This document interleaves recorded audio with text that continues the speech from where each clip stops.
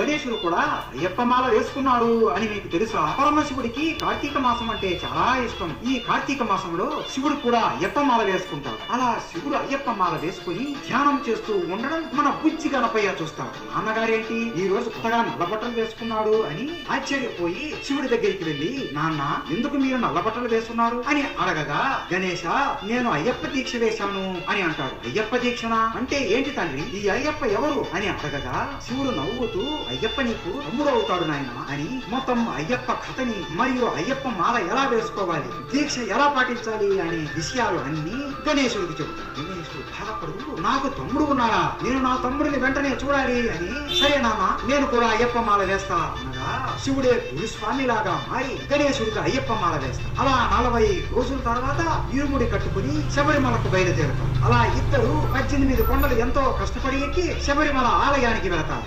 గట్టిగా స్వామియే శరణయ్యప్ప అని స్మరిస్తూ శివుడు గణేశుడి చెయ్యి పట్టుకుని మొదటిగా 18 బంగారు మెట్లు ఎక్కుతారు. అలా ఆలయం లోపలికి ఇద్దరు వెళతారు. వినాయకుడు ఎప్పుడైతే అయ్యప్ప విగ్రహాన్ని చూస్తాడో ఆయన చేతులు ఆయనకి తెలియకుండానే నమస్కారం చేసి కళ్ళలో నుండి ఆనందంతో కన్నీరు కారిపోతూ మోకాళ్ళ మీద పడిపోయి స్వామియే శరణయ్యప్ప అని గట్టిగా స్మరిస్తాడు. గణేశుడిని చూసి నా అన్నయ్య వచ్చాడు అని అయ్యప్ప ఆ విగ్రహం నుండి బయటకు వస్తాడు. పరిగెత్తుకుంటూ వచ్చి వినాయకుడిని గట్టిగా కౌకరించుకుంటాడు. అయ్యప్ప అన్నయ్య మీరు మోకాళ్ళ మీద పడడం ఏంటి అని బాధపడిపోతాడు. గణేశుడు నమస్కరించి, నన్ను క్షమించు అయ్యప్ప, ఇన్ని సంవత్సరాలు నీ గురించి తెలియక ఇక్కడికి రాలేదు. ఇక నుండి ప్రతి సంవత్సరం నీ కోసం ఇక్కడికి వస్తాను.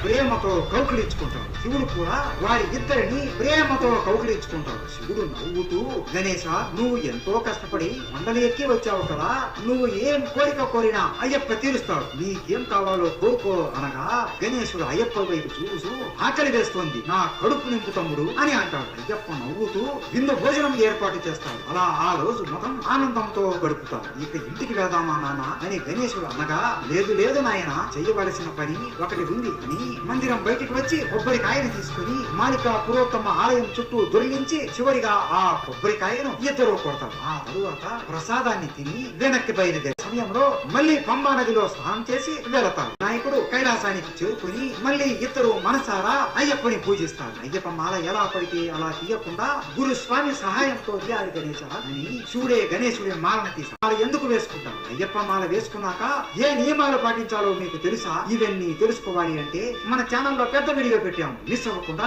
ఆ వీడియో చూసేయండి. అంటే మీకు ఇష్టం ఉంటే స్వామియే శరణయ్యప్ప అని కామెంట్ చేయండి. శరణయ్యప్ప.